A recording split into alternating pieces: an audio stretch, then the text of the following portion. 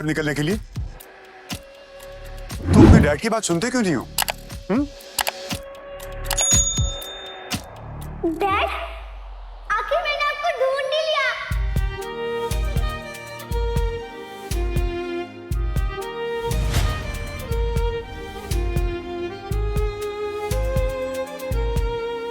Dad मिल गई, dad मिल गई, dad मिल गई।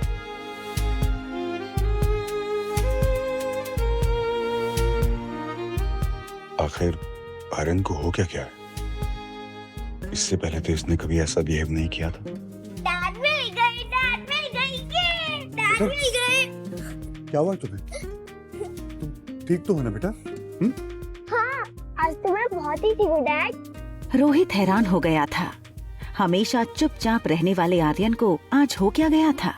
इस बच्चे में चेहरे के सिवा कोई गुण नहीं था जो आर्यन से मेल खाता हो। रोहित फिलहाल ऐसा कुछ नहीं करना चाहता था जिससे आर्यन पर कोई स्ट्रेस हो। बेटा रूम में चलें? तुम्हारे खाने का टाइम हो गया है ना? तुम्हें भूख भी लगी होगी। हाँ, भूख तो मुझे बहुत लगी है। आज तो मुझे पिज्जा खाना है डैड। आज तक कभी आर्यन ने सामने से कोई चीज की डिमांड नहीं की थी, फिर आज अचानक पिज्जा की डिमांड। रोहित आर्यन को ऐसी कंडीशन में उसे किसी चीज के लिए मना करके उसकी मानसिक स्थिति और बिगाड़ना नहीं चाहता था। हाँ शेफ, हाँ हमारे होटल का बेस्ट पिज्जा रेडी करो। या हम लोग नीचे आ रहे हैं। सारे रास्ते टैक्सी में अनिका खिड़की के बाहर देखते हुए ये सोच रही थी कि आखिर उसके पापा किस जन्म का बदला ले रहे थे उससे। क्यों उन्होंने अनिका से उसका बेटा छीना? कहाँ होगा उसका बेटा?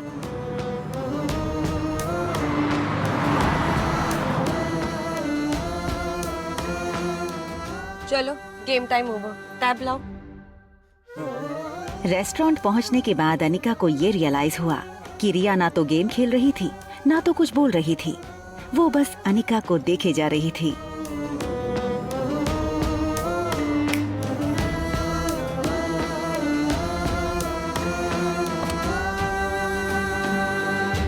चलो आज टेबल मैं चूज करूंगी। रिया ने ऐसा टेबल चुना जहाँ से लिफ्ट का दरवाजा ठीक से दिखाई दे। उसे अपने दोस्त को पहचानना था, ये वाला। जो ब्लैक जीन्स और ब्लैक टी शर्ट पहने लिफ्ट से निकलेगा। नहीं नहीं, आप यहाँ मत बैठिए, वहाँ बैठिए। आर्यन का ऐसा बर्ताव रोहित ने पहले कभी नहीं देखा था।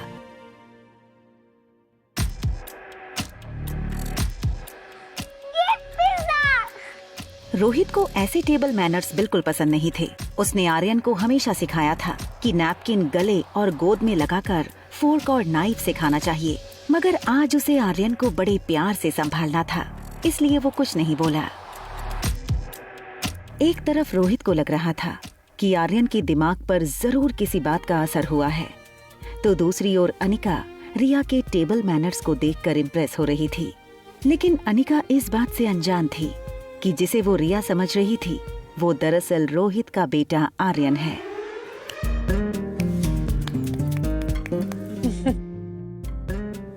अचानक अनिका की नजर रिया की आंखों पर पड़ी। आर्यन की आंखें हमेशा थकी हुई और कमजोर लगती थीं, इसलिए अनिका ने अपनी पर्स से एक आईना निकाला और आर्यन को दिखाकर बोली, ये तुम्हारी आंखों को क्या हो गया है?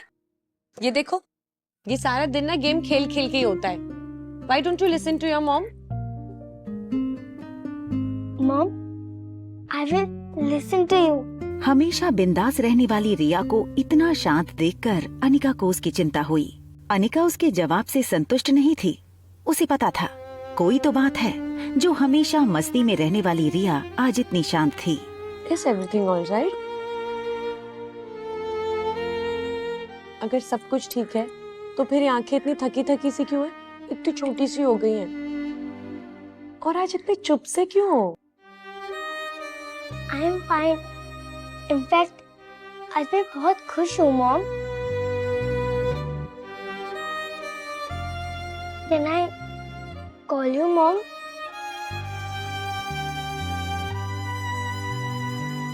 अनिका ने सोचा कि रिया आज तक उसे मम्मा बुलाती थी, अब मॉम बुलाना चाहती है।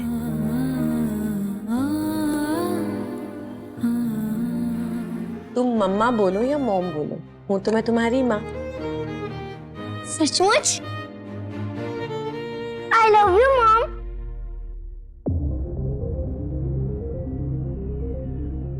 मम्मा ने आपको कैसे ढूंढा? आप इतने साल से थे कहाँ?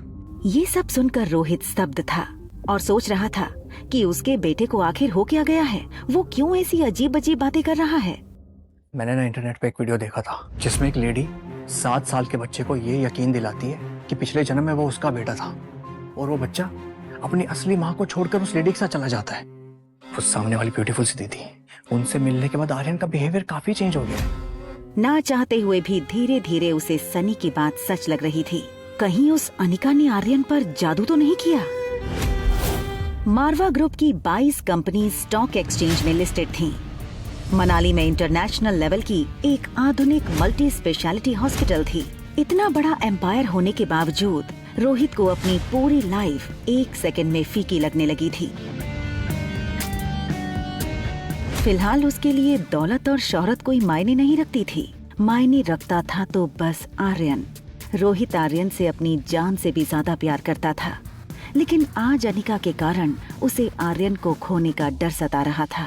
रिया अब पिज्जा पर से अपने फेवरेट टॉपिंग्स चुन चुन कर हाथ से निकाल कर खाने लगी। तभी उसका ध्यान सामने बैठे रोहित के मसल्स पर गया। रेगुलर एक्सरसाइज की वजह से रोहित का शरीर फिट था। फ्लैट एब, टोन्ड मसल्स उसके टक्सीडो शर्ट से भी साफ नजर आ रहे थे। रिया ने रोहित के बाइसेप्स देखे और अपने छोटे छोटे हाथों से उसे दबा कर कहा, मैंने जितना सोचा था उससे कई ज्यादा हैंडसम और स्ट्रॉन्ग हो आप। मुझे एक हाथ में उठा के घुमाओ ना, बहुत हो जाएगा। करो करो करो। नहीं, पहले मैं खाऊंगी फिर मुझे घुमाना, ओके? आर्यन की कमजोर मानसिकता समझते हुए रोहित के पास उसकी बातें मानने के अलावा और कोई चारा नहीं था। देखो बेटा, मैं आपकी सारी बातें मानूंगा, आपका जो मन में आए वो करो, लेकिन आपको ना मेरी एक छोटी सी बात माननी पड़ेगी। वो जो शातिर औरत है ना जो 2402 में रहती है, बस उसकी बात ना सुन, ओके? आप ऐसे वर्ड कैसे यूज कर सकते हैं? आप भूलिए मत, वो मेरी मम्मा है। मुझे लगता है अब हमें जाना चाहिए। लगता नहीं, अब मेरा फ्रेंड आएगा। और हाँ, तब तक मैं आपसे बात नहीं करूंगी जब तक आप मेरी मम्मा को सॉरी नहीं बोलोगे। बेटा, बेटा मेरी बात सुनो बेटा।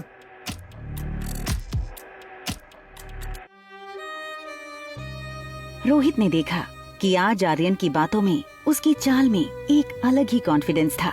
उसने हमेशा चाहा था आर्यन भी बाकी बच्चों की तरह स्ट्रॉन्ग और कॉन्फिडेंट हो, मगर इस तरह का ओवरनाइट बदलाव उससे हजम नहीं हो रहा था। मुझे वॉशरूम जाना है।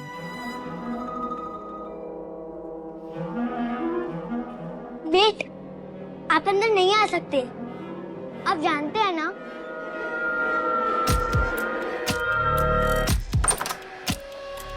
ये देखकर रोहित का सर मानो घूमने लगा।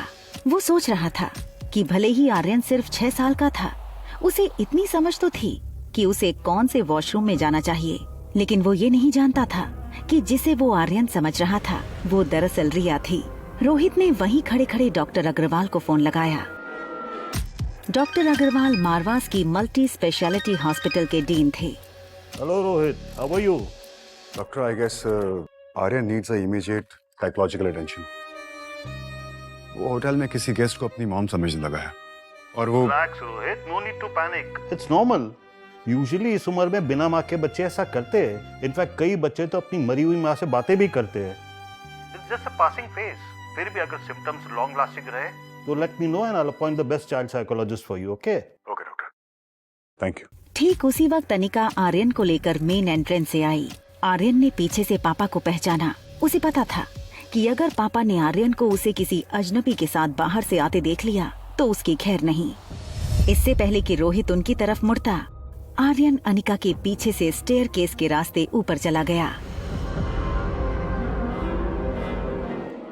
रोहित किसी की भी परवाह किए बिना अनिका पर टूट पड़ा। क्या चाहिए तुम्हें? क्यों कर रही हो मेरे बेटे के साथ ऐसा? देखिए, आई थिंक आपको कोई ना गलतफहमी कितने हुई है। पैसे चाहिए तुम्हें? जितने तुमने सोचे नहीं होंगे उससे कहीं ज्यादा मिलेंगे, लेकिन हमसे दूर रहो। बस हाँ, अब इसके आगे कुछ मत बोलना। क्या ना बोलूं? तुमने मेरे बेटे की हालत देखी? और आप मेरी बेटी के सामने जो बकवास कर रहे हैं, आपको समझ आ रहा है उस पर क्या असर पड़ेगा? हाँ, रिया,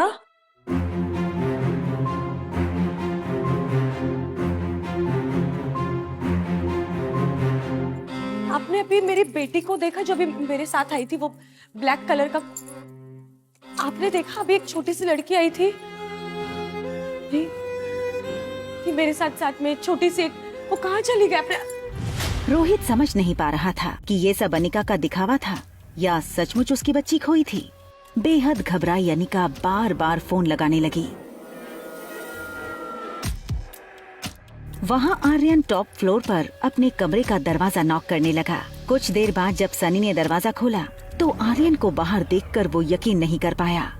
उसे डर था कहीं रोहित ने आर्यन को कमरे के बाहर देख लिया तो आर्यन के साथ साथ उसकी भी खैर नहीं। अरे तुम बाहर कब गए? मुस्कुराना बंद करो, बताओ मुझे तुम बाहर कब गए? अगर भैया ने तुम्हें देख लिया होगा ना, तुम्हारे साथ जो होगा सो होगा। मैं अपने फोन से हाथ धो बैठूंगा। और अगर मेरा फोन मुझसे छिन गया ना तो तुम्हें मैं नहीं छोड़ूंगा। डैड ने मुझे नहीं देखा, मैं सीढ़ी से फर्स्ट फ्लोर पे आ गया, फिर लिफ्ट से सीधा यहाँ। पर तुम गए कहाँ थे? पिज्जा खाने।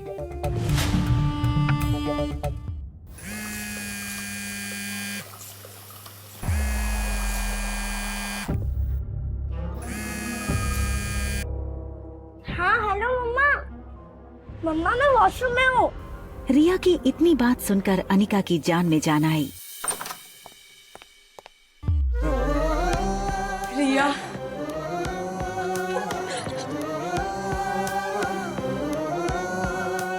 डरा दिया तूने। सारा दिन तू इतनी वेल बिहेव थी और होटल में आती तेरी शैतानी शुरू। आज का पिज्जा बहुत टेस्टी था मम्मा।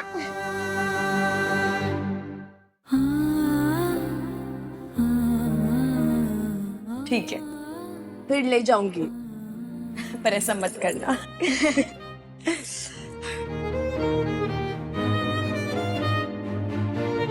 वॉशरूम के सामने एक सर्विस लिफ्ट थी। अनिका नहीं चाहती थी कि मेन लिफ्ट के सामने रिसेप्शन के पास खड़ा रोहित रिया के सामने फिर वो सब बोले जो उसने अभी अभी कहा था। सनी ये सुनकर परेशान था कि आखिर आर्यन पिज्जा किसके साथ खाकर आया। उसे लगा इससे पहले कि रोहित को कहीं से पता लगे मुझे ही सब कुछ बता देना चाहिए। हाँ बोलो।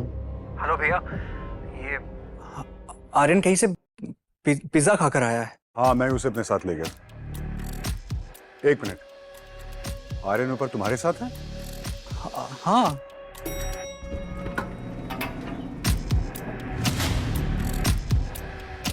ठीक है, मैं ऊपर आता हूँ। ओके। इससे पहले कि आर्यन अनिका को पूरी तरह से अपनी मां मान बैठे, मुझे कुछ करना होगा।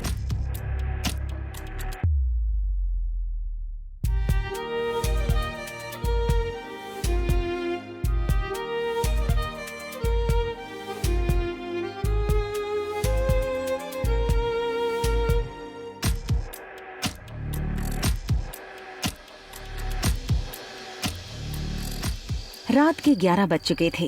अनिका अपने स्वीट के बेडरूम में बेड पर लेट गई। सारे दिन की थकान के बाद अब उसके शरीर की कमजोरी उसकी आंखों में साफ दिखाई दे रही थी। वहाँ बगल में रिया बेड पर लेटी तो थी, मगर नींद उससे कोसों दूर थी। रिया की आंखों के सामने बार बार एक ही फिल्म चल रही थी। रिया, मम्मा और डैड घूमने गए हैं और रिया डैड के कंधों पर बैठी है। मम्मा कितना अच्छा होगा ना जब आप और डैड दोनों साथ रहोगे, है ना? अनिका की कच्ची नींद अब गहरी हो चुकी थी, इसलिए उसने रिया की बात नहीं सुनी। रिया ने मम्मा को डिस्टर्ब न करने का सोच के उसे हक कर लिया। अपनी आंखें बंद की, ये सोचकर कि शायद नींद आ जाए। वहाँ आर्यन की भी हालत कुछ वैसी ही थी, खुली आंखें और नींद गायब। आर्यन अपने कमरे में हमेशा डैडी के साथ सोता था, मगर आज उसके साथ थी मॉम के साथ बिताए वक्त की स्वीट मेमोरीज। दोनों बच्चों की आंखों से नींद गायब थी, लेकिन दोनों के पास अब एक उम्मीद थी।